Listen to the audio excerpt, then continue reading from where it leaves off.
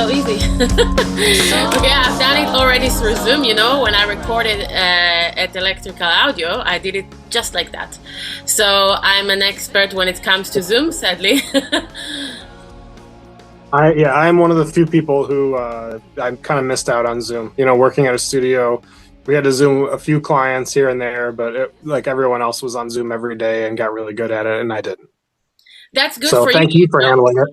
Yeah, no, we all try to, I think, how do you call it? We try to forget about 2021 when we had to have Zooms, right? Because of the COVID and all that.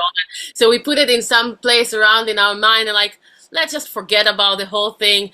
No, I mean, that's part of, what we do, I guess, as musicians is about to connect and meet people and all that. So, and I think where you work is even more having that highlight on the human side of the importance, of meeting and putting the light on the human factor and what the artist is feeling, and I'm going to talk to you about that, as someone who, worked with Albini for many years. And so, yeah, I'm going to do, a short introduction starting this episode. I haven't done my podcast for a long time because of all the chaos around, and I thought, actually, this is a really good opportunity to come back to that and start,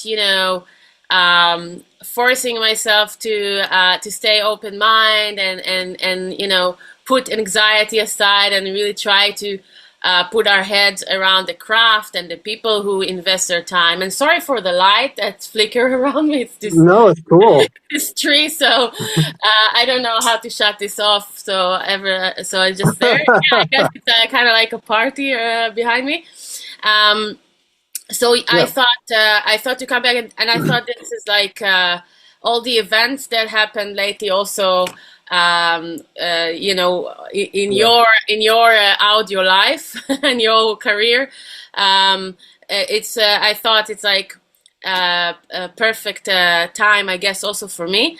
And so for anyone, who's gonna watch this and come back to see a little bit of my talking about audio with people around the world. So I'm here with Taylor Hales, that is an engineer and a manager at Electrical Audio, which is the studio in Chicago, Albini studio, his baby, that is very familiar, especially among, people who have as important to have some kind of hold on their art and the ideas of their art and what they want to express and how they want to do it. Some people mistakenly say control. I don't think it's control. I think it's when you're passionate about something, you want to be involved as much as you can. And that's like the temple in Chicago that I was very, very lucky to be recording my drums with you guys. And I obviously couldn't be there because where I'm from, but I was doing it through Zoom with engineer Sanford Parker. So that was like in 2023, I think. I can't remember. So I recorded the drums there. So that's like. I have. It's important for me to say it because I also know how then the drum source sounds like first time because I was actually working with the sources, which is of course something I really hope to be able to do. So now when I've made a little bit of introduction from my side of understanding, I would love you to say a little bit, how did you get to work in Electrical Audio? Before I'll even talk about, Albini and his legacy. Talk a bit about yourself if you can. Sure. I kind of had a roundabout path into, recording and working at a recording studio.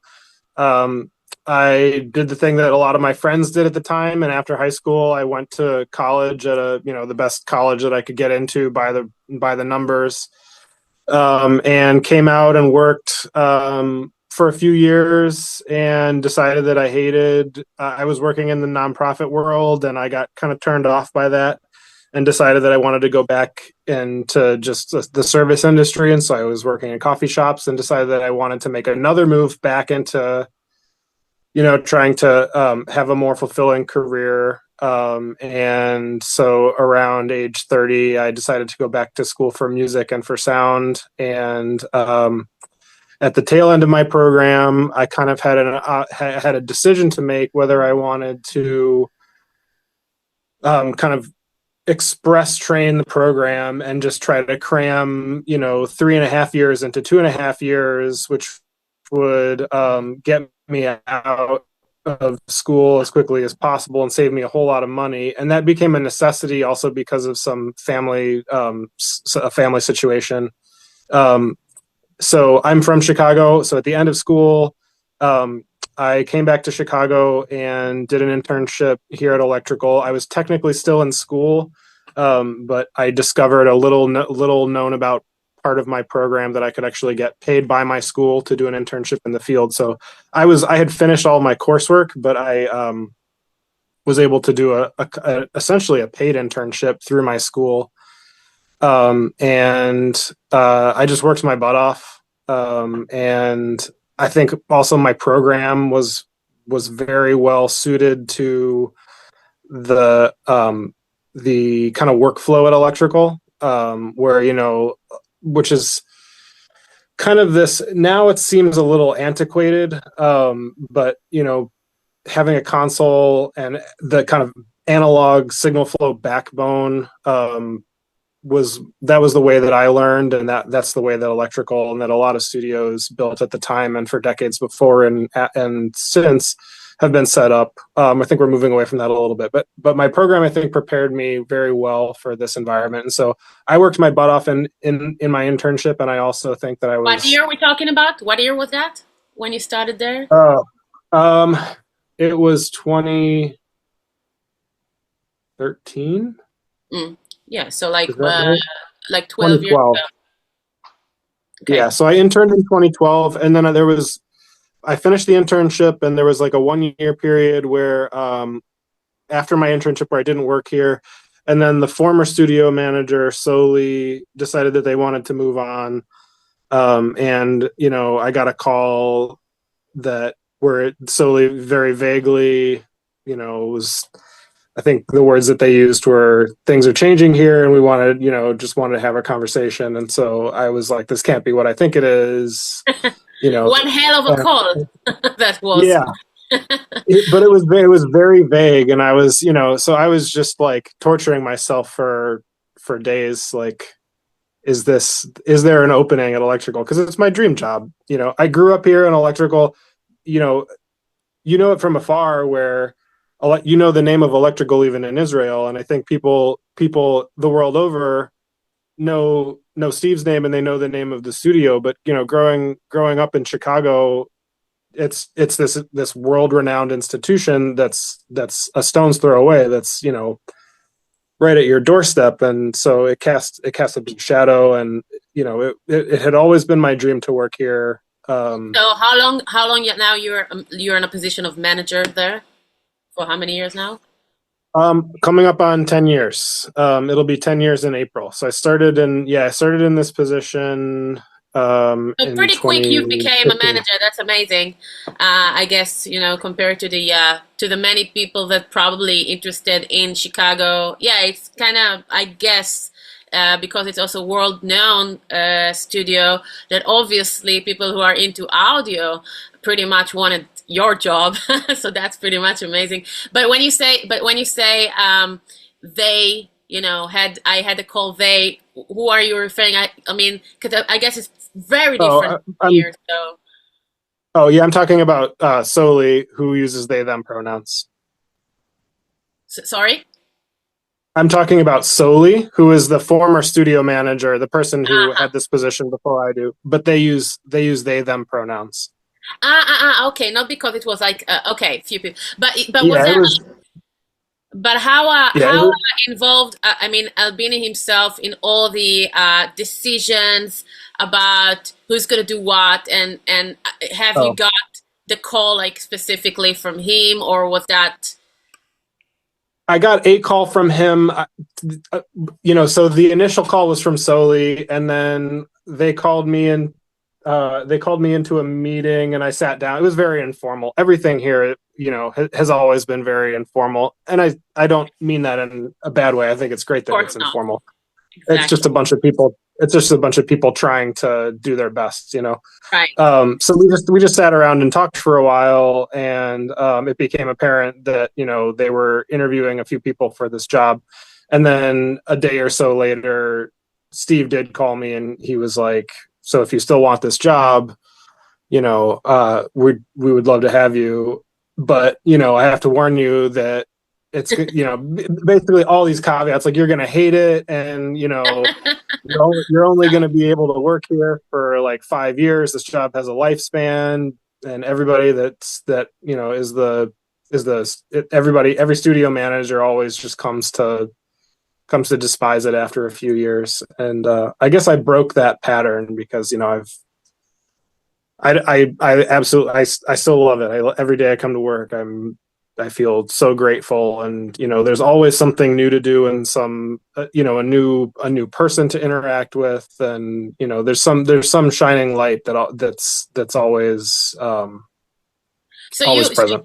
so you would say that you didn't start there with an coming with the ideal and philosophy, let's say, of the place, but you just simply was into the craft and the audio, and then while working there, you were getting, everything you soaked from, the legend Yeah, and yeah, that's more into it, and that's amazing that you've managed to um to hold that positions of what you're doing and be that bridge, I guess, because yeah, managing a studio, uh it's a lot of things, I guess, to put your yeah, head around, and then less creative, I guess, but you are doing also the engineering itself. You're not just a manager, right? I mean, you do touch the yeah.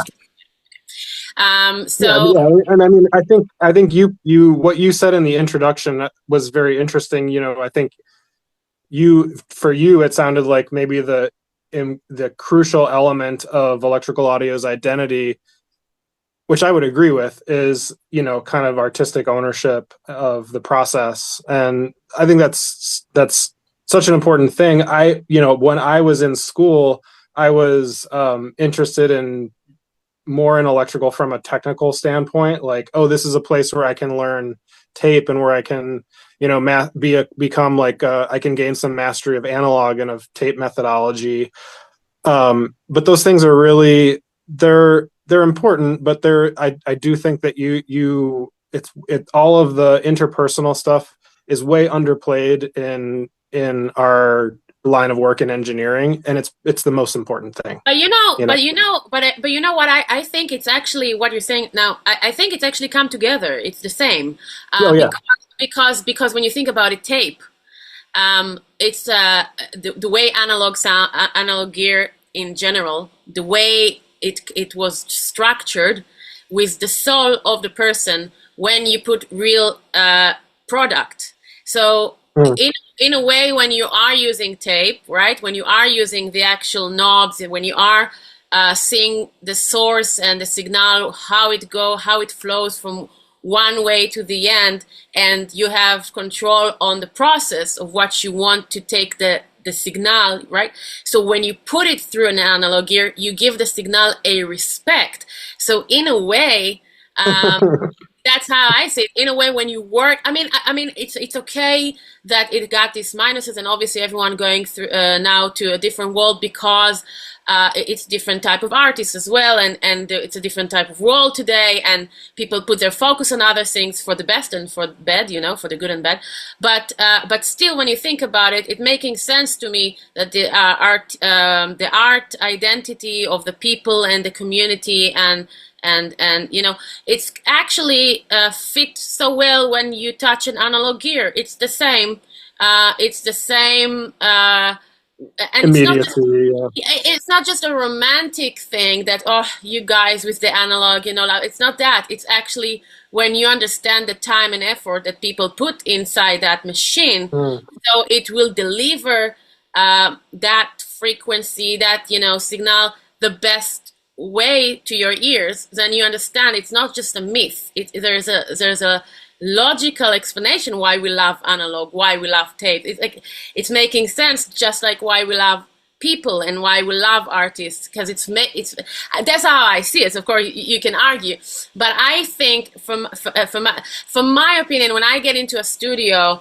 that is so modern, like that is so everything is white and all this beautiful shiny stuff, and all this digital, and look at my new converter that that in 2 months there's going to be a new one.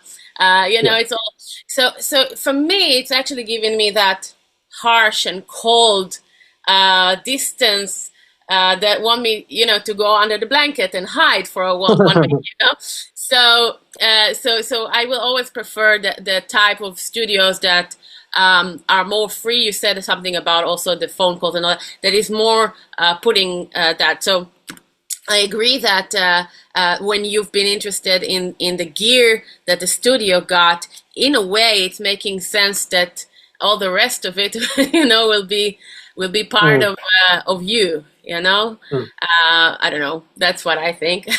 But I wanted to ask you before I'll go to this last year in that studio. I'm actually very, I was wondering because I don't live in the United States. I've been there, but for someone who's not living there, I know each country and each city has got this really nice identity, and you, as someone who's not from there, I can definitely see that in the music, in a more general thing, like you can see the '90s and all the bands that came from Chicago that I grew up on, if it's the Smashing Pumpkins and so on, and you see the development of the city sound.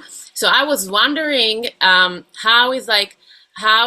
the Chicago scene, how it's affecting the studio, and how the studio is keeping affecting. Do you see any change in that? And also, do you see any change in that since Albini passed away? Is that affecting the scene, or are you doing specifically things? I know I asked a lot here. On that, so. Yeah, no, it's a good series of questions, and I think one thing that so as you mentioned, we've kind of done a couple events since Steve's passing. We did an event surrounding. They renamed this block of Belmont Steve Albini Way, and we kind of had a party with some music, and invited folks to watch a couple of our friends talk, and as they unveiled the sign and stuff, and there was a big gathering of people in the studios in Steve's orbit immediately after his death, that was called Steve Albini The Gathering. So there were these two kind of big events, and one of the things that they drove home for me, it's interesting working in a studio because it is a hub of a local music scene, but it often feels like you're pretty detached from it because you're working in isolation with like one band or one person, and so it's hard to see the forest through the trees and kind of zoom out and be like, all of these little, all of these sessions that I'm doing, they are this, like the studio is kind of a hub for this music scene.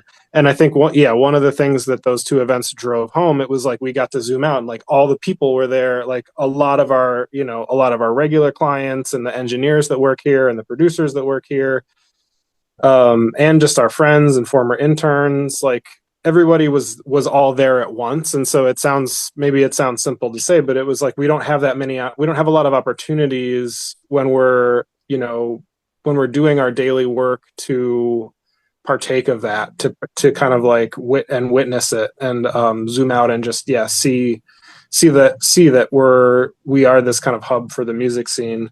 I think that we still have work to do. I take that as like it's not a given. We have to be beholden to the music scene, and we also need to continually think about how we pass the torch. One, I think danger, specifically of working in a studio that is very centered on processes that were kind of honed and developed decades ago, is that our audience and our clientele will just age with us, and we will become detached from a younger, from the younger music scene. And so I think we have to figure out ways of being inclusive of younger people and older people, and people of different, races and creeds and religions. And, we can't put up barriers to, we have to continually, not only can we not put up barriers to being inclusive, but we have to proactively be inclusive in any way that we possibly can. And you So, are. And you are. I what, mean, you're doing that podcast. I'm not sure. No, seriously, I don't think it's something you need to worry about. You know what I mean? Because it's evolvement is something that naturally happens, and I'm sure you guys gonna. It's like music, if the artist is dead, the music is still there. So the spirit is still there, and I'm sure you're going to figure it out. I'm sure there's a lot of stress and a lot of responsibility. I'm just decoding it from what you're saying and how you're yeah, and saying it. I don't mean to sound like stressed or like it's a thing that I worry about, but it's something that I think about and something that I Sure. think, we have to engage with. I don't think we have to worry about it, but I do think that it's something that we have to think about, Right, and that's what I wanted actually to ask you, because I'm sure that it came by a surprise, and then you need to see how you are keeping that, like you said, moving the torch forward and keeping that fire going. And I was reading some of the posts, and I'm going to ask you about something about it. But I mean. So I'm sure there's a lot of things to be put your focus on that.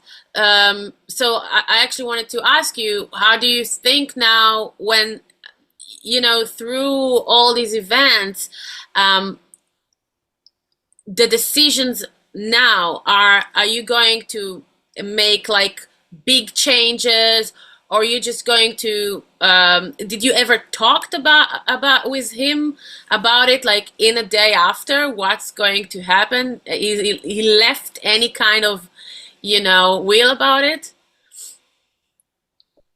we had started to have preliminary conversations. There's kind of this, it's funny in hindsight, but Steve kind of had this cycle where I think every couple of years he would start to get a little bit think a little bit more about retirement, and it would kind of come up as a topic of conversation, but he was grinding so much, just working day in, day out, that I think that kind of lifestyle doesn't really leave a lot of space for that type of consideration. And also, even with a masthead engineer like Steve, who commanded a high rate, the studio business is still such that it's a struggle to make ends meet. We're a business that has employees, and I think Steve constantly felt the responsibility of helping us stay employed. And it's one of the things that I'm grateful for, is especially now that he's gone, is again, it's not something that I stress about, but it's something that in hindsight I'm very appreciative of. But so we had kind of conversations about, like what would happen with the studio, but they were very preliminary. And I think one, I say the emotion that jumps to mind is like frustration, but it's funny, being frustrated is something you have absolutely no control over. But it's one of the frustrating things about Steve dying so early, is that we were kind of progressing very piecemeal, very inchwise, very slowly towards I think less dependency on his work Right. to be self-sustaining. And, I think we were it seemed like we were kind of we were on pace to, it's like when the space shuttle is like taking off and then gradually like the boosters. So like Steve is like the engine in this metaphor, and like, That's it amazing. felt That's like actually yeah, it felt like we were finally like we were kind of at the cusp of like, or we could see that like in a couple years, maybe like, 5 or even 10 years, like we would be able to, Steve would be able to retire, and the studio would still be able to be self-sustaining and viable. And he died so suddenly that it was like all of a sudden we're just thrust into that position and we have to figure it out. So I mean, there's so much encouraging, just in terms of our viability. There's been so much encouraging stuff that's happened in the last almost year since he died. I guess it was 9 months ago or so. Namely, just like this groundswell of support from Chicago music community, and we don't take that for granted. Like, just again, extremely grateful for that, and from all of our clients, a lot of whom were willing to kind of take like worked with Steve for a bunch of projects, and were many of whom were willing to take a risk and work with a house engineer who they hadn't worked with before, believing that we would do a good job. And that's, I like, we appreciate the trust that those clients have put in us. But yeah, we still do have to think creatively, and we're probably we're gonna have to have new income, like avenues for income for the studio to stay viable. I mean, in the last year, the merch sales were really the buoy for the difference that losing Steve's income made for the studio.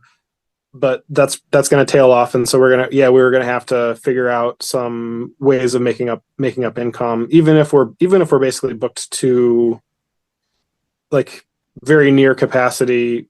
We still need to make income from kind of like these side hustles, and some of them are already in place. Like we sell merch and we sell equipment. So we sell like a DI and a mic preamp, and they're great, and sales have been pretty strong.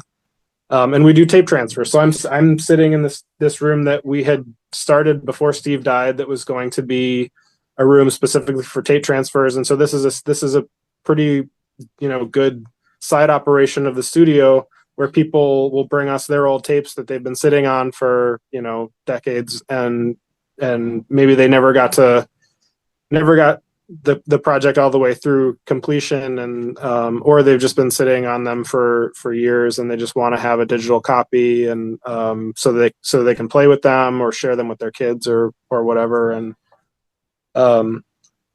yeah, so this is kind of yeah. I'm really excited about transfers, and this is kind of a cool new piece of our operation, and a cool new piece of our space.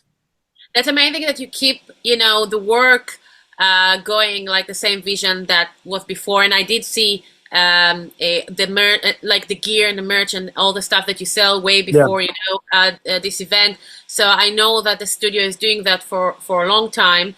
This is easily, I hope, like I can wish that this easily can be like a museum for Albini. You can just turn it into a museum, fucking take a ticket. Because as it should be a museum, and it should be, my hope is that it will be preserved the way it is, because, you understand, as an engineer, as a, creator, you understand so much the need to build your place where you get the sound that you want, that you have the tools, that you have the freedom to create. And so anyone who appreciate that path understand exactly why he was doing what he was doing in that studio. You understand exactly what's going on there. And I think, if, like you said about the new generation, the new generation will need to catch up. They will need to learn. They will need to understand what he was doing and why. And that's why it's not just a studio. There are many good studios, I'm sure, and there are many people who love to do busy with audio, I'm sure. But when you start to think about it properly as business, this is when it's just a studio. But when this is more about understanding the need of what you want to deliver, then this is art. Then that's the magic. And that, I think that's why this studio is so well known for artists worldwide, because we understand the need to get that play. Now, specifically for him, it was about preserving that live sound.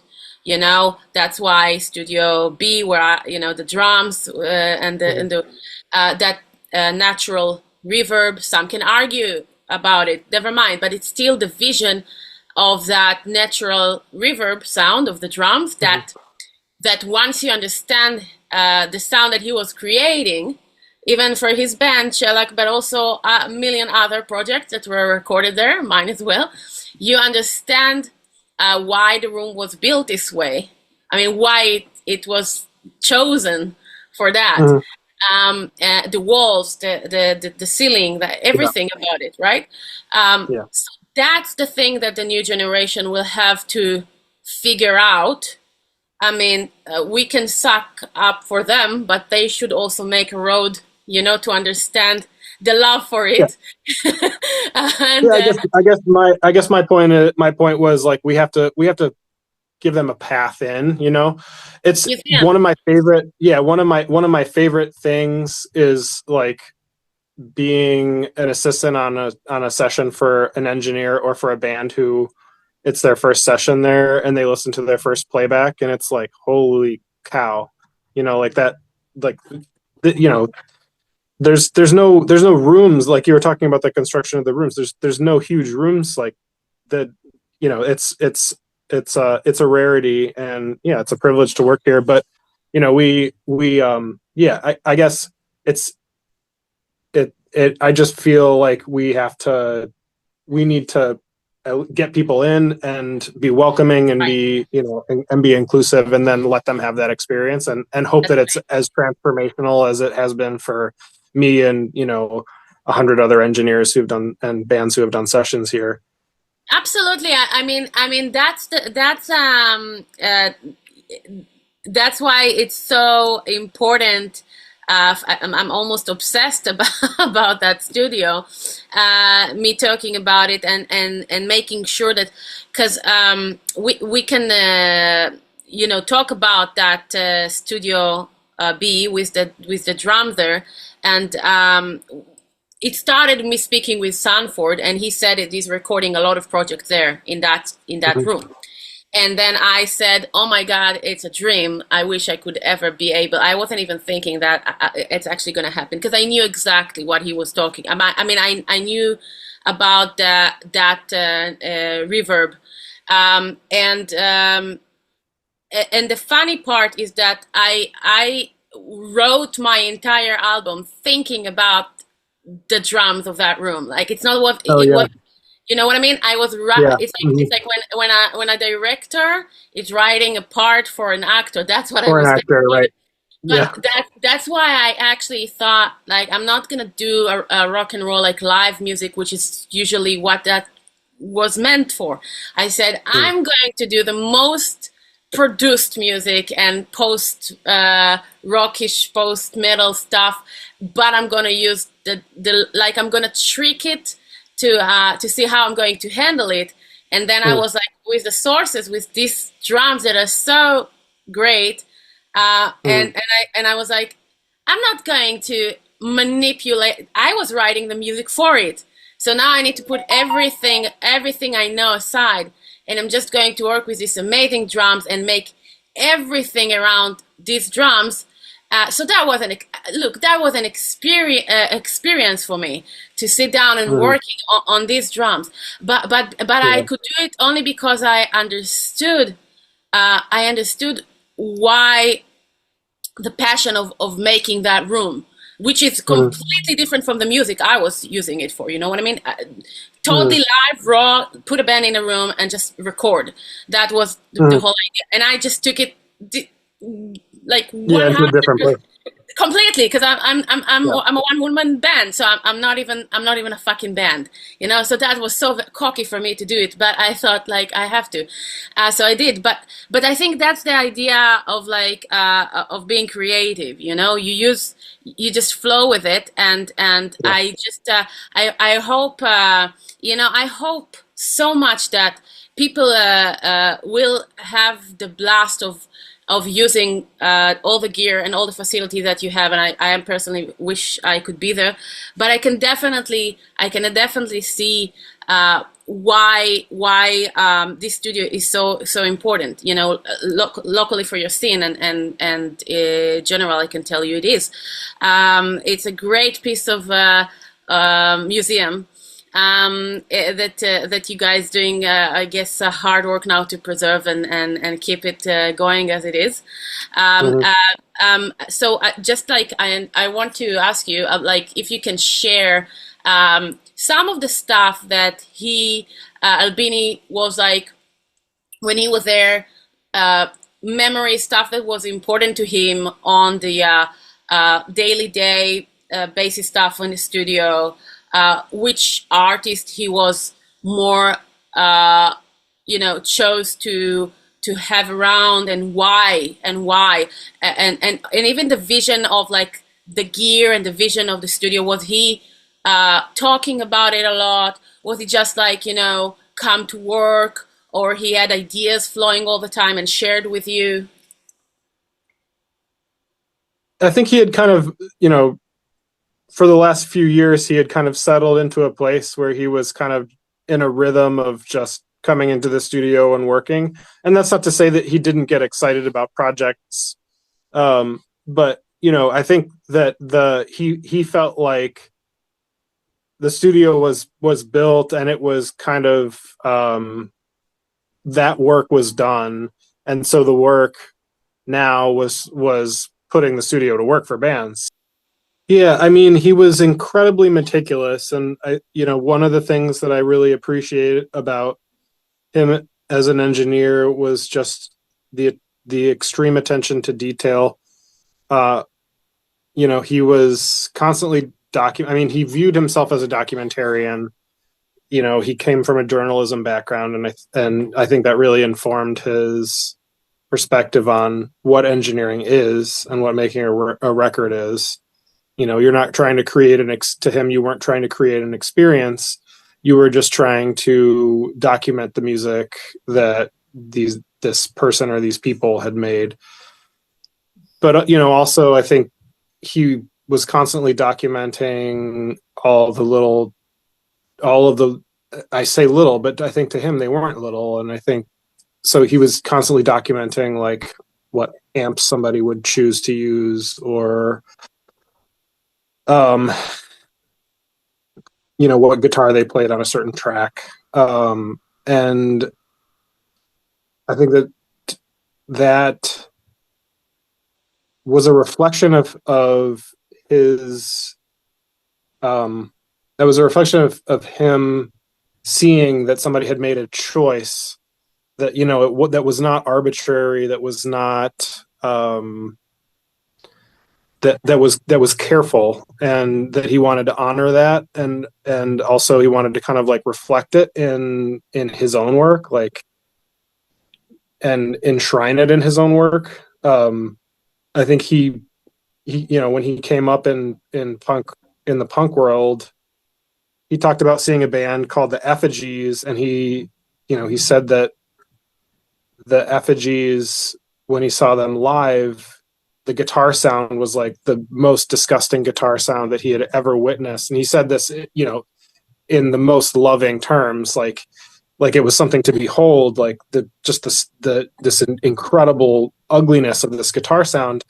And I think his words were that when it got into the studio, it had been kind of neutered, and somebody like asked this person to turn down their amp or switch them into a different amp and change the guitar, didn't let them use this pedal, and tried to kind of get them to conform to their vision of like what a good guitar sound was, or what a pretty guitar sound was. But so I think there's two things that kind of like gives two reasons that that stuck with him, and two kind of like parts of him that really shaped. One is that like I think he really viewed the job of the engineer not to be transformational. Like your job is not to take your pre-patterned ideas of what something of what a good thing is, a good version of this guitar sound or a good snare sound, and apply that. Your job was to present the thing as it, present the music, present the art, as it existed in front of you. And maybe the ugliness was part of what people were drawn to about it, is because it was the part of the effigies that he was the most drawn to, and that was the most enthralling for him. And the second thing is that he was constantly documenting, because he thought that like maybe somebody had spent all of this time and energy crafting this guitar sound. And in the case of the effigies, like this guy had clearly quested after and developed and kind of workshopped this insane guitar sound for probably like years or chapters of his life, and finally arrived at this thing. And to have that not be a character on the record was probably heartbreaking to him, and also was not presenting something that was foundational and critical about that band that, the engineer had just like missed. So, and I think a lot of our clients came into the studio expecting that he was going to be more hands-on, and expecting that he was going to try to kind of like shape them a little bit more, or try to craft the music or craft the sound a little bit more. But I think to him it was No. like, yeah, that was a non-starter. Like he didn't know the personalities of the musicians, he didn't know the personalities of the band, and he didn't know what the audience of that band was what was essential about them to that audience. And so the safest play, the right play, was just to capture it and put that on the record, and not try to neuter it, not try to beautify it, not try to put his fingerprints on it or his aesthetic on it. I think what you just said and what you just described is what we actually know him for. I mean, that's the best way to describe. And I think I wasn't thinking about it actually. What you said about artists who came to that studio for him to basically make them, like shape them. I wasn't thinking about it at all until you said it. Because I mean, I had a studio, but I had it for like a commercial one here in Tel Aviv, and you reminded me how true that is. That a lot of people that come to record, they just don't know what they really want. They just want to be cool, or just have a band. Yeah. They don't have any kind of artistic point of view at all. And then or they don't know what they want. Exactly, or they don't want, and then they're gonna have a problem because it's like it's the place for people who know what they want. I think that's what like everyone he worked with, when you think about it, in his the ones that we know anyway, the people who actually came and they had musical identity, and all he needed to do is to light it up. And then that's why it worked, and that's why we don't have all these sad stories with him. The sad story of the industry about, oh, this manager fucked me over, or this label did that. Right. We don't have it here because all he needed to do is just say, okay, let's do it. Let's do something amazing, and that sounds good. And sadly, there's a lot of people who just don't. You're right. I mean, they just don't know what they are musically. And then they come to you because you've made few cool things, and they expect you to do it for them, and it's not going to work, obviously. Yeah. That's not how it works. It's not why we connect. It's not why we do things together. So that's amazing to put. But I as you were describing him, the way we know him, that legend, I was wondering how much of it you actually agree and feel like that too, because it's so Uh, easy. It's so easy to control musicians who don't know what they want and just tell them what to do, and you get paid and you go yeah, home. How yeah, important is that to you as well? As someone who worked with him for like 10 years. yeah. Well, yeah. Thank you for asking that. I think I mean, I don't. I see his point of view, and I respect it, obviously. But I do think that there's.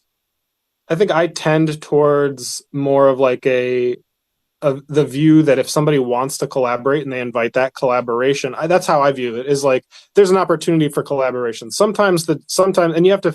One of the things that I think is challenging about engineering and production and being in record making is figuring out what a client, what a band or an artist wants and needs. Because sometimes, most of the time, they don't say it outright. Sometimes they do. Sometimes they're like, I need help writing this song. Like I need somebody to write a bridge, or I need somebody to help me, like, can you help me get a nasty guitar sound or something like that. But often it's like, oh, this isn't working, what is it, but yeah, I mean, I think I if somebody so there's a challenge that's figuring out how much the door is open to Right. collaboration between me and a band or an artist, and breaking the seal on that, is like there's inevitably a point in a session where it's like I can try something and I'll see, like, oh, does the band, are they responding to that? Do they actually like my input? Do they want me to be more of a presence in the session? Or if they shut it out, that's totally fine. You have to remove yourself from your ego and be like, okay, they want to steer the ship, and that's totally their right. So I view it, I try to be fluid, and I have, like, I'm happy either way. I think it's fun when it's like I get to be a little more creative, but I also don't expect it. And I totally understand why that could be an imposition to a lot of clients. You have a band of your own? I do, yeah. We're Okay. we're yeah, we're less active just because, everyone's in you get older, and like everyone's in a chapter of their lives where they have a career and they have kids, I and don't know what you're talking about. especially especially, like, working with my career being in a recording studio, it's like I work hours that, I could practice like early in the morning, but nobody can, because that's my free time, but nobody can do that. Like, I'm working generally when I'm in sessions, I'm working pretty late into the night. And so it kind of eliminates the possibility of practicing as much as I could have when I was like 20 and just worked in a coffee shop. But yeah, I mean, I'm in a band, and I see it both ways. I think that's another really important part of being, if there's any prospective engineers or producers out there, I think that's an incredibly important part of learning to be, a good one, is being on the other side of it, you You have know? to, exactly. All this Zappa generation, that he talked always about 60s, 70s, when you had this big cigar smoking label guys who just knew nothing about the other Yeah. side of being an artist. It just made all the decisions, but then it's starting to be so detached. It obviously can't work. That's why I was asking you if you have a band, because you said something about missing a little bit of creativity in doing that. So obviously, Mm. the great part as me, I was doing my entire one woman band. Not because I am such a snob. I always wanted to have a band, but because my options here are very limited. So I thought, if no one gonna help me, I'm gonna fucking do it, and I'm gonna do whatever I need to Good do, for right? you. But what I realized by doing that, it does make you a better engineer or producer, Yeah. because not just because you understand yourself as an artist, which I'm more that than anything else, but Mhm. because also you have that slightly of not giving a fuck, because you say, okay, so I can work in whatever. I'm Yeah. having my music. Like, I have my creative Yeah. outlet. So when I have someone who needs me, I just need to know what he needs from me, and I don't need to throw at them my creative stuff because Yeah. I have a place for that, and Yeah. that's what makes you actually better when you have that place of yourself. You go 2 a.m. in the morning, you sit down with your Pro Tools, you do stuff, and you feel clean. Then the next day, too, you wanna rape this engineer to give you just a Shure microphone or whatever. Let's do it. I'm having fun anyway. You know Yeah. what I mean? I'm having fun Yeah. either way. So that's very important. For the artist's sake to have someone they work with that is busy, and I think Albini understood that he was always very busy with his stuff, and Yeah. he had to if he wanted to keep it sane for helping others. Like I think it's in any industry it's like that. You want to help others, you have to first help yourself, and you have to Yeah. first go. So that's great. You have a band. I understand it. Like people have kids, and that's the reason I knew I'm not gonna go through that, because I was actually afraid that I'm gonna lose myself into that. So I decided, Mm. also other reasons where I live and so on. But it's like I'm happy that I can have time for all my creativity. That's kind of like my path. But I guess it's not easy. Yeah, we're getting older and we have other responsibilities, and we need to work harder. Now you have also the responsibility of the studio, out of respect and choice, of course, for what you went through with the people that you love, and this is your life. So I just hope you're gonna find more time for your band. So Mm. you're going to have fun, and we need this. Mm. We need this. So, but what kind of band are you having? It's very hard to describe. I hate being one of those people that's like, oh, it's impossible to describe my band. But I would, there's like, I'm one of them. it's punk, but yeah, it's punk. I would say So it's punk or difficult. it's punk. Yeah, it's punk or post punk. Um, yeah, I think post punk is like a broad enough umbrella that I think that's a Exactly. good. You could throw Yeah, at that's a there anything. yeah. We're under that umbrella. Okay, and the name of the band, because I'm gonna check it out. Ah, Paper Mice. Paper Mice. Yes. And you've been doing that on tape, or Did we do any recordings of tape? I think all of our recordings have been digital, just because it's easier for me to engineer, a digital session when it's easier for me to do a digital engineering when I'm also playing than it would be for me to do and tape engineering when I'm also playing, I if that see. makes sense. You could also say because we're doing punk, we Yeah. suck. No, I don't think we suck. I think we're pretty good, actually. that's great. Are you having like gigs around Chicago? Is this like something you guys do in Yeah, the? we used to play. This year was kind of like there was a lot. I dealt with Steve's death, and what that was kind of a big um turning point in my work life, and just everything became very demanding.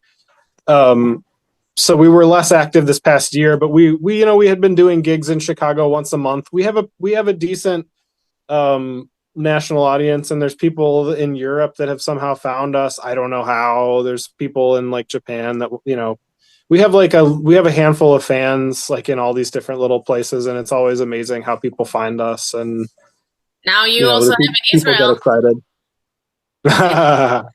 How easy? And I have in Chicago already, so Yeah, no, yeah, but that's the cool thing, we can do that. The world is open, so why not? I mean, that's amazing. I'm gonna check you out, and I did see that thank you.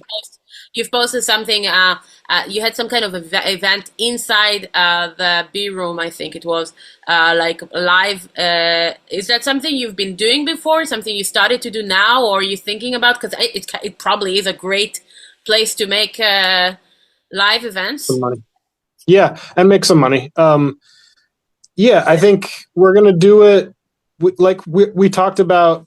So that was the first one that we had done ever, and we had talked about it with Steve, and he was honestly like, "No, I don't want to do that." But just because he built this place, and he's reasonably defensive about the building and about all of the gear that's here, and just about it being a pain on staff. And we did it, and it was great. Like, everyone was extremely respectful. It felt like everyone was coming to like coming to church or something, because we did it on like a Sunday morning, and it was like, everyone like sat for sermon, and that everyone was so polite, and like, okay, we're doing a rock show. Have you all forgotten? Like, but yeah, it was great. I think we talked about after that. So that was like, we wanted to see how that would go, like how much of a burden it would be on us staff, and how the financials would work out for us and stuff, whether it would even be, financially worth the amount of work and stress that it would cause. But really, it wasn't that much stress. It wasn't more work than a normal like session day for any of us, and we got to like interact with a lot of like old friends, and make new friends, and show the studio to people that wouldn't otherwise have the opportunity to step into the space. And the music was great, and we made some money. So I think we talked about doing it once every few months. Um, just depending on the thing that's preventing us from doing more right now is that we have to have a day where both studios are available, and that doesn't happen here. Like, we've been so heavily booked that, like, we could book something out like 4 or 5 months in advance, but that would be how we would have to do it. And we can't just like kind of throw together a show with it that's like booked out 1 or even 2 months in advance, and try to plan for that. We have to try to do it way more down the road, just because of studio availability. But I think we'll probably do, we're probably gonna ramp it up a little bit. We'll probably do 2 or 3 this year. I would say that would probably be our goal. And then, if they continue to go well, maybe we'll do 4 or 5 next year. That's good. That sounds good because yeah, I mean, it's a good cause after all. Everyone is gathered together. Yeah, and so important to say. Yeah, anyone who've been in the audio and artists know the struggle of studios in general. So of course, I mean, you don't really need to say it for people who understand, but it's always good to mention and reminding people, that going to shows, buying stuff, Yeah. if it's gear, but you also want to do it because it's going to be naturally happening because obviously you know what it's like to be abused by other studio. Like, I'm not going to say as a studio, but what it's like to be abused by people who don't appreciate your artistic life. Let's say it this way. Mm. It's more solid. So you naturally want to be attached to those who are. So that's just, I think, naturally going to happen. And I'm more than happy to hear a little bit about that, and to see that you have ideas for the future. I'm going to quote something you wrote that I think was beautiful. You said something one of your posts. You said, recording is an intimate act. Clients entrust us, often when they barely know us, in sharing their art and opening up their humanity, giving us the opportunity to capture and present it. And we at Electrical are tirelessly committed to that practice. We believe in its value and sacredness. Steve built a home for that practice, but he also demonstrated every single day that we have to honor and respect everyone who comes through our doors, as they give us this trust. And that, I think, that capture, from my opinion, as someone I don't know, grew up on that music. Mm. It's capture the magic of what you guys are doing, and I'm so appreciative. I want to Mm. just make sure I know that I Thank appreciate, you. because I know, no, listen, I know what it's like when you don't have it. So a lot of people don't understand what it's like when you listen to an album and you can only imagine that you're going to be part of these people and sound and audio and and have even a little bit of understanding and knowledge and so for me it was like when I was a kid and I was listening to all these albums, some of them produced there, and recorded there.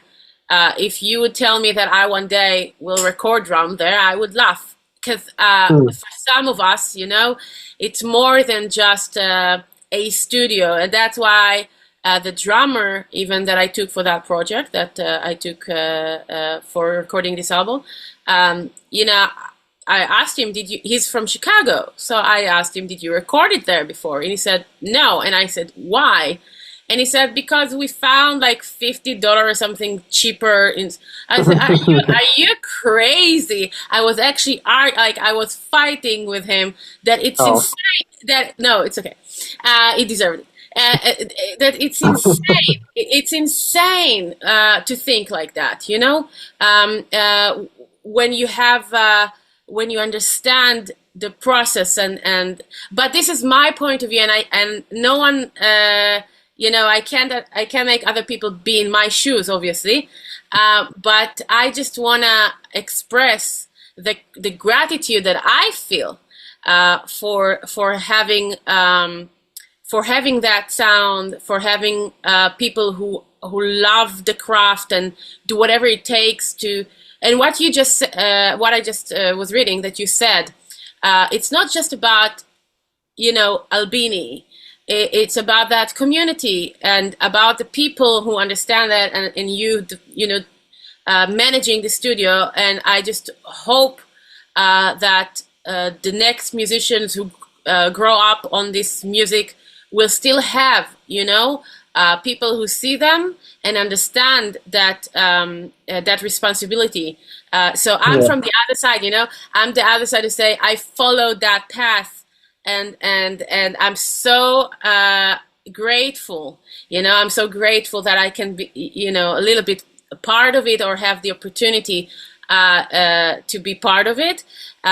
So thank you, first of all, and thank you for this studio and the team and everything you guys doing to keep it. And I really do hope that actually now it's going to be even bigger and more like have more impact, Mm. not just on Chicago scene, but as it was before, worldwide, to make people focus on the art. Mm. So that's everything you planned there. I hope it, and please keep having the tape options going because some of us haven't given up on that as well. And The tape is not going anywhere. That's a huge part of our identity, and right. something unique about us that'll always be a part of the fabric of this place.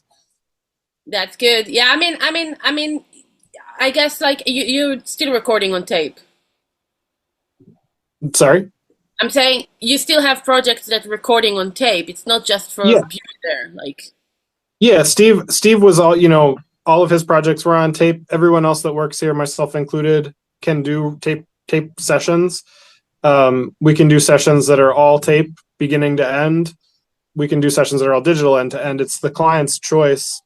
We were, so we're ready and willing to do whatever the client wants, and we pride ourselves on being client directed. If I haven't made that abundantly clear, like the artists and the bands are the guiding force in sessions here, and so it's even that choice of doing tape or digital or figuring out a way of incorporating both in a way that makes sense for the session's goals.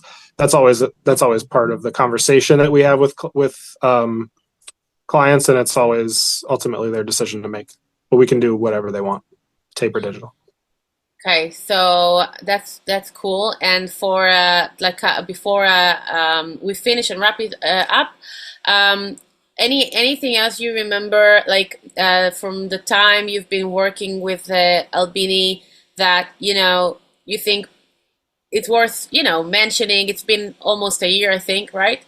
Then I'm sure for in 10 years you've been able to to do a lot of cool stuff. And so anything you want to the memory of him, and talk about that some, and what you Well, took I'll from tell what I took from him. I mean, I took so much from him in term there's technical things that I took from him, like mic technique stuff, but again, what I always try to detach myself a little bit from the technical stuff is important, the sound stuff is so important, but again, like the most important thing is the interpersonal. And he was, the biggest lesson I learned was from Steve was just observing him. He was a world famous engineer, like, and we got a lot of clients because there were so many people that had heard the name of one recording engineer,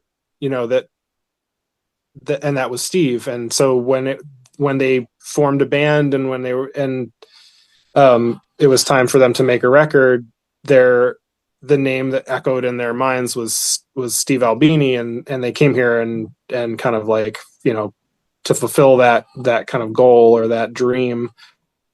And so he had this, I think reasonably so, people were anxious about working with him because he was a famous recording engineer, and he was so good at disarming that, just through earnestness and through humor. And I'm not necessarily like the most humorous person, but the earnestness thing I have in spades. So there's different ways that you can help clients pass the nerves of a session and get them into a productive and comfortable place. And the sooner you can do that, the better off the session's going to be, and just the better everything is going to feel for everyone. And I think it was just that, like, the master class every single day of just watching Steve within a matter of minutes just completely, shed the nerves that people had from working with this famous engineer was that was that was the biggest takeaway for me. Nice. And also, and even if it wasn't specifically the nerve situation, it's just, again, how critically important it is to be able to manage relationships in sessions, to be able to to communicate. All of the interpersonal stuff is it's you can't learn it in a trade school, but it's it's the most invaluable set of skills that you can have, and it's something that you need to continue to be dedicated to improving, like, as much as you're dedicated to improving the technical aspects of your craft. That's amazing. Well, very well said. And thank you for putting the effort of keeping that this way. I just today I was talking with my family of how crazy this world become, and the Mm, more it's getting that extreme, and you have anxiety in every corner, the more we need exactly that, what you yeah. just described. So it's always a goal to also be on that side, of making others feel comfortable, and making other, feel home, and because then you do something meaningful. And I think that's what we all wish to do, just do something meaningful, um, and to carry that light on. So I'm very happy to hear that you guys have a lot of plans and for the future, and you keep staying creative, and you keep helping the local scene and the global scene. Mm, That I hope we even gonna do more stuff, because I'm always like um, always having ideas, and always trying to stay out of troubles with being busy on that. And we even didn't even talk about the gear as much, because I just gonna say I was lucky to see through Zoom. Sanford was kind enough to show me around with all the microphones, and mm, while we were recording the drums, so I saw like it was very, very interesting to produce this way.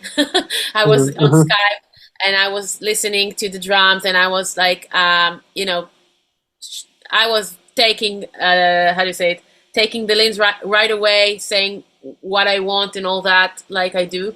But I also like I was so grateful to work with him. So I asked him a lot of questions, and he Mhm. was also on my podcast. And then he showed me the microphones, he showed me the room, and it was spectacular to see the process of recording the drums and then having the source and start to work on the mix. It's always a great pleasure not to just, get the source as a mixing engineer and just work on that without knowing, you know, I was there.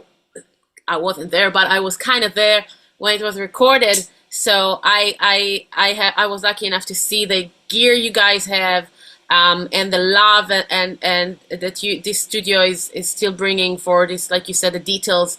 And I'm sure can talk for hours just about the gear that you guys have. So we didn't do that as much, but I think with this year and that importance of looking into the future, I was very happy to get to know you and the team a little bit and hear from you.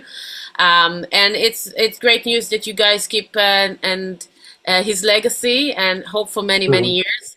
And I hope we all stay connected through this person, through this studio, through this legacy. And for the Chicago people who live there, I don't know what you're doing going to other studio. You're ridiculous. But that's me. And yeah, so if I'm just gonna say thank you, Taylor. It was great to hear a little bit about the scene there. Any other interesting projects that you're working right now, like bands that you should like mention that are in the process of the studio? Yeah, there's a couple. So my now friend Amanda DeBoer, I just finished up a record with her. Her last name is spelled Deboer. We just finished up a record. I think it'll probably be out in a few months. I'm incredibly proud of it. And just starting a record, mixing a record with the band the Soulsbreaker Company, who are from the Basque Country in Spain, and just getting started on a record with a band called Sajtak from Chicago. So yeah, those are three projects that I'm excited about that are in various stages of completion. That's awesome. And any other like projects that are not from the US, it's beside of the ones from Spain that you work on right now, like the last year or so? I did a some drum recording for the band Mono, who are from Japan. They had their drummer is from Louisville, Kentucky. So I did some drum tracking. They have a Christmas single that they put out every year, so that came out in December. That's up on Bandcamp. I think that came out great. Beautiful. Their music is stupendously beautiful. The drumming, I think, is great. Yeah, so that was really fun. That was in Studio B? That was in Studio A. Ah, okay. Yeah. Okay. Yeah, it's more like the dry one, right? Yeah, although you know, I was recording just drums, and so I had the rare luxury of having, there's three playing rooms in Studio A, and I had the luxury of setting up a drum kit there's a small room that's off a small reflective room that's often used for drum tracking, and then there's this giant open Adobe brick room, and so I had the drums in the smaller room, Kentucky, and used the big center field room as essentially a reverb chamber, and it sounded amazing. And I rarely get to do that, but it's one of my favorite drum sounds. It's massive in a very fulfilling way, and in a way that's different than Studio B, but Right. similar and kind of like in just gargantuan scale. So you had a So little it's bit really more control of the size of yeah. it because you've done Yeah, that. yeah, exactly. You can dial it back, and it Yeah, folds it. I mean, Studio B, you Drum. know what you're getting. Like you know what you're getting. You know to recognize Yeah. it in an album. By like you can sleep and you know that that's the thing. Yeah, But yeah. if you want to manipulate the drums, I wouldn't take it there. So I guess that's what. So we need to. Okay, so we need to listen to the last Mono. Yeah, the holiday single. Okay, what's the name of it? Because I want to check the drums on this one. It's called this. So the series is called Heaven. This is Heaven Volume 3. Evan Vol 3. Anything else interesting that I should listen that came out from you that you've been doing? I want to actually uh, listen to more stuff you've been doing lately. So Mono, Heaven Vol 3. What else we got? Let's see. There's um my band just put out a single that was recorded in studio, or like an EP that was recorded in Studio A. Can you Um, say the name of that of your band again? yeah, Paper Mice. Another project that I'm really proud of is Third Coast Percussion, who is a percussion quartet with Constance Volk. They did a an album of arrangements of Philip Glass, old Philip Glass music for percussion quartet and flute, and it is stupendous. Third Coast Percussion. Yes, Okay. that record's called Aguas de Amazonia. Third Coast Percussion is from Chicago. Oh, okay. It's a local thing. Yeah. Spanish thing Oh, that you. uh, yeah, they're called the Souls Breaker Company, or excuse me, the Soul Breaker Company. That record I don't think will be out for Oh, probably till fall or so. They have other records that are up that are very cool. and anything that recorded lately in the B with the drums in B room that I can listen to that you've That made like you oh engineered. that's up and you can listen to. Yeah. Um, there's a record. There was a band from St. Louis that is called Subtropolis. What it's called? They're Subtropolis. I was very happy with that drum sound. They're also very weird and fun. That was recorded in room B. Yeah, and the drums in that record are very roomy. You know, it's funny because once records like leave my hands, I don't have any idea what happens to them. You know, like I don't know what the release schedule is, or yeah, um, Are yeah, you and like most? No, go what's that? ahead. Just gonna say, yeah. I mean, the ones that come to mind are more recent sessions, but those are, you know, those aren't going to be out for like months. Which one? Um, like anything that I can think of is like going to be more recent, but it probably won't be. You probably couldn't go on and listen to it, so because it's like the sessions that are like a year old or more. I see. And Um, you you like guys working the with is it still like that working with an outside producer who comes in and uh, I mean I guess in other studios more like that, but is it something that happened there? You have a producer that works with you, is chosen you as an engineer or someone else in the studio, and that's happened a lot there. it happens a fair bit, yeah. It's again, it's like whatever we're happy to do whatever the client wants. So if a client comes in with a producer or with an outside engineer, most of the time, if it's a producer, most of the time they'll want to work with they'll either have an engineer or they'll want to work with a staff engineer. Um, and sometimes they'll pick somebody, and sometimes they'll just be like whoever's available. And if they come with a freelance engineer, then often the freelance engineer will need an assistant because you know there's just specific things about our studio that you know even the best engineer isn't going to just intuitively know the way that like our headphones are set up or the way that the console EQ, like how to get the EQ into the you know the one place versus the other, you know, like little details like that.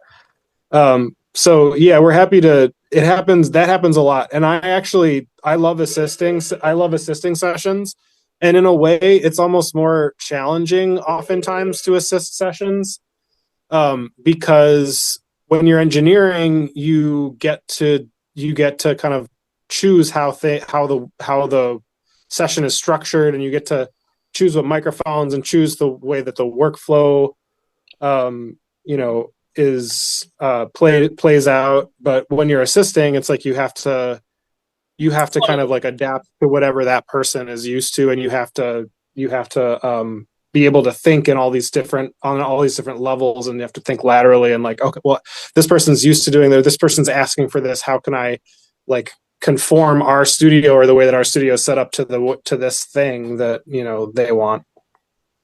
Sometimes that's easy, and sometimes it's incredibly challenging. Yeah, like any following rules, I guess. But when you do engineer yourself, which project usually you prefer, like genres and um I One of the things that's so rewarding about electrical specifically is that there's a backbone of like rock rhythm sections, at least, like, so it's like, rock is a pretty big umbrella. It encompasses like right? metal and punk and like more traditional kind of like blues rock and stuff like that.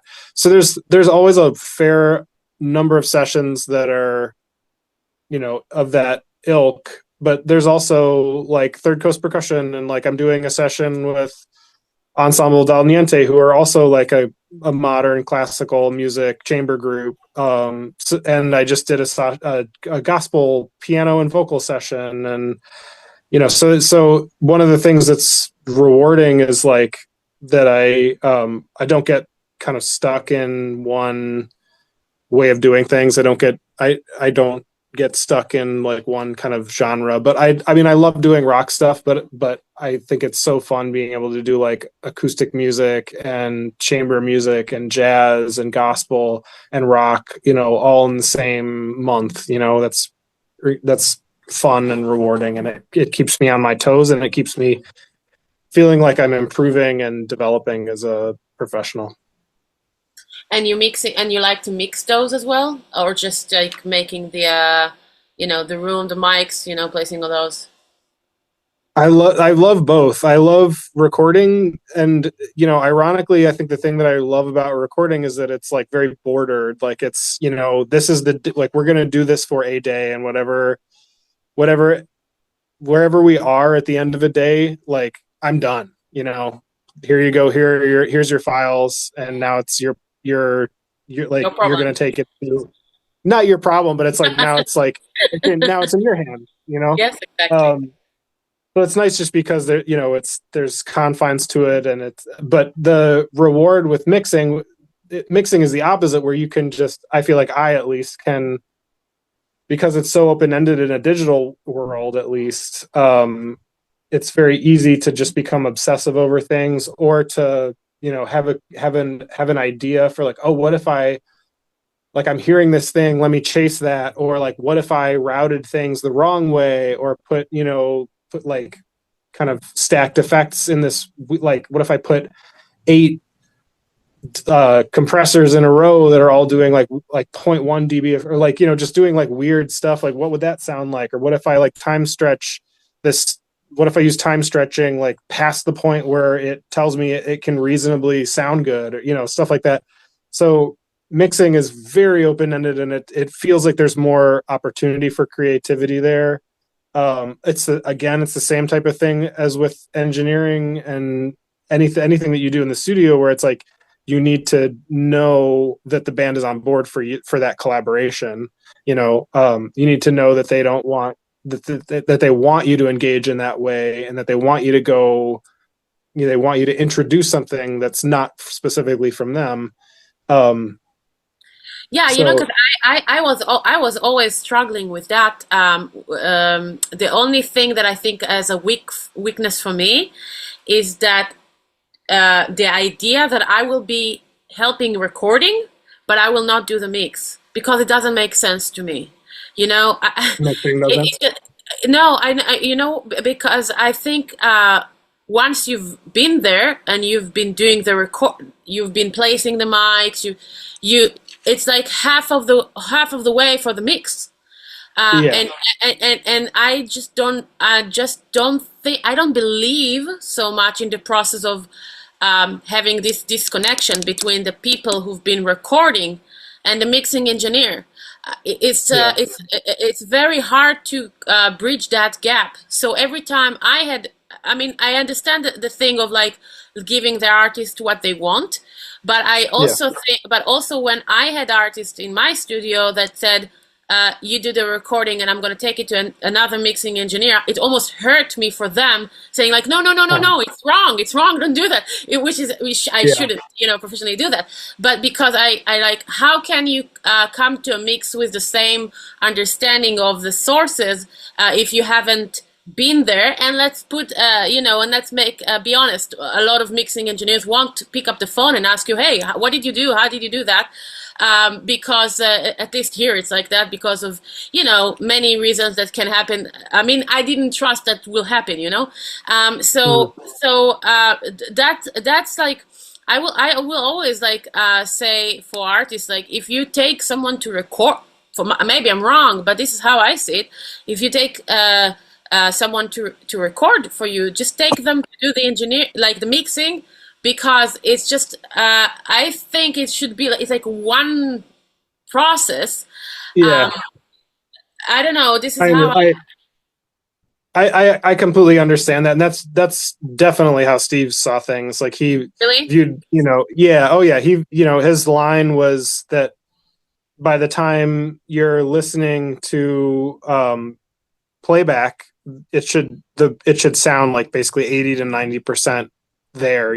Like mixing is going to be that final 10%. It's going to kind of order things a little bit more tightly, and get things a little bit more yeah, and just kind of like shine a spotlight here and there, but it's not going to be transformational. But I mean, my perspective is that I'm trying to liberate myself a little bit, and that's a loaded word, but I'm trying to not view the tracking as gospel. I'm trying to feel free. It's a personal challenge, and I'm not saying that your or Steve's perspective are wrong or something, but for me, it's like my challenge. One thing I'm challenging myself on is not thinking that any audio, regardless of how well recorded it is sacred. Like I can still destroy it. I can still have fun with it. I can still slap this sequence of 6 delays on it, and it can still introduce something new and Yes. fun, or Yeah, something unexpected. I agree with you, but still, when I think about it, okay, if I wasn't there watching the drums that I recorded for my Sipapu album, let's say on B Room, if I didn't know how the room was like, if I didn't know how Sanford was placing the mics, and I didn't see that, I would fuck it up so much because I would try to take the source and turn it into something it can't be, because Uh-huh. I have, you know what I mean, because I want it in a way. I understand. Yeah. But once you understand, and once you understand, you have the vision of the room it was recorded, how it sounded like. All you can do now is to just organize it. And the creative, you can put synthesizers, for fuck's sake. You can put, Yeah. noisy stuff, but I mean, mixing the sources that were recorded. Yeah. If That's a problem for me, to not understand how it was recorded, like exactly see the room in my head. If that's the guitar, which amp. Mhm. Is that a camper or is that a tube amp? Of course, it does make a difference. Which cabinet and where the mic was, close or far, or which mic? It's a ribbon, or Yeah. it does make you make different decisions in the mixing. If you wouldn't know that, you could. I'm not saying you would not get to a nice result, but you could like make a really long circle with so Sure. many Oh plugins and yeah. stuff. But when you just know it, then you can just like do, oh yeah, I just do this, and that's it, it sounds great. Yeah. So so I think if you say you've been recording in a room and all that, you've been able to mix it. I mean, the only reason you will do certain decisions, placing mics in the room, and like you said, you've been combining the two rooms, right, inside Studio A, because you knew the results that you were looking for at the end result, like the Mhm. stereo image, and so if you would like then taking the sources and just deliver them to a mixing engineer that never even been in that room, never mind how much you're going to explain to him your vision in the recording position, he could take it to a whole different situation, and then basically you did nothing with all the hard work you've done. Like you've been Yeah, placing all these mics, doing all that because you had the vision, but then you deliver it to someone else, so it's yeah, up to them. So that's the yeah. thing.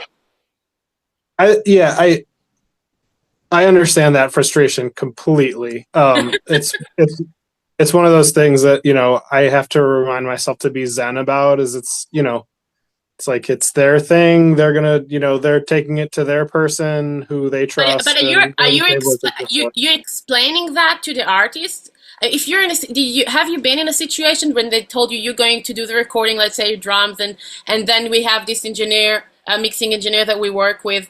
But did you try to explain, or you're like, I'm not?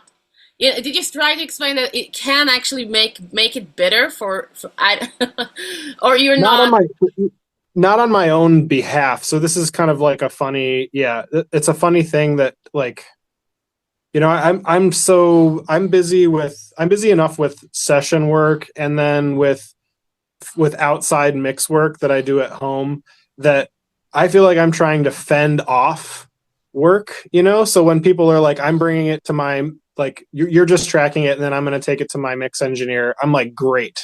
It's, yeah, if I don't, if I can be done with it and it's not going to become a responsibility of mine, that's a relief to me. But, I I get it. like, it's something that when I was the front end for booking with Steve. So I had to have a lot of conversations about like what people could expect and what the workflow would be with sessions. And yeah, so there would knowing that Steve really felt like he was going to do the best job with his own recordings mixing them. I would try to put that into the conversation. It was also kind of a barrier to the ability to even do that he did tape. And I think that he would have had to face that more if he was a digital recording engineer. Because there's an with digital, it's like there's an immediate out. Anyone can take files and you just pass the files on to someone else. Used to be that way with tape. Maybe you could just deliver them 2-inch or 1-inch tapes or whatever, and they would mix. But because tape became such a kind of like rarity, and tape machines became such a sparse piece of studios, like it was just not feasible at some point that really anyone could take Steve's recordings because they were on 2-inch tapes. Like nobody could mix that. So he was inevitably going to be the one that mixes it, just because if it's basically when you sign up to do a record with Steve, like Right, you don't have that off ramp. It's going to be all tape. um right. yeah, he's going to be the person that does the record top to bottom. So that's another thing you say that a little bit changed now. I mean, just people come with their set of people that they want to work on the record, and then they tell you you're gonna do this, he's gonna do that, and you just, I mean, because there is no one Steve to do the whole process. I guess it's also affecting that.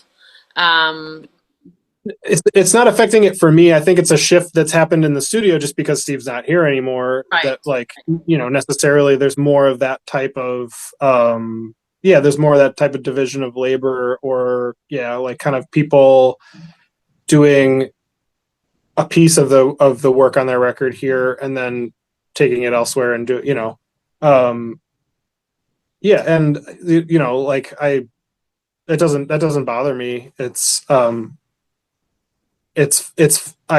think it's fun when I get to do only drums, because I get to spread my wings a little bit and do weird stuff like use both rooms in Studio A, like use the big room in Studio A as a drum chamber. But it's also fun when I get to do a band record top to bottom, or whatever the thing is. It's like there's always enjoyment and joy in it. um Of course, it is fun. It is great fun. Thank you so much, Taylor, for sharing a little bit of what you're doing and the studio and the vision and hopefully for many years of great art and artists and sound and audio. Yeah, nice talking to you. Thank you for having me. What a pleasure. Absolutely. Absolutely. So be in touch, and I'm Great. gonna listen to all this great stuff you sent me. I have a list now. And did you listen to? Did you listen to? I'm not gonna add that, so you can trash. But did you listen to my music? No, I actually would like tried to find. So, are you on Bandcamp or like how can I listen? I am. I'm going to send you. I think Oh yes, it's please. your obligation now to listen to the drums recorded in. Oh yeah, no, I definitely I absolutely want to hear. So I would be actually very happy if you could, give me Oh an yeah. opinion of what you Oh thought yeah. about both just the writing and the production and the engineering, the mixing and all that, and the mastering, which I kind of suck because I'm always limiting too much and do a lot of shit that I shouldn't do. But to hear what you think about it, so I'll say, if that's okay. I'll be happy to. Yes, I'll be happy to. Thank you, Taylor. And thank you so much for being in my podcasts, and talk soon. My pleasure. Thank you, Tali. Talk to you soon.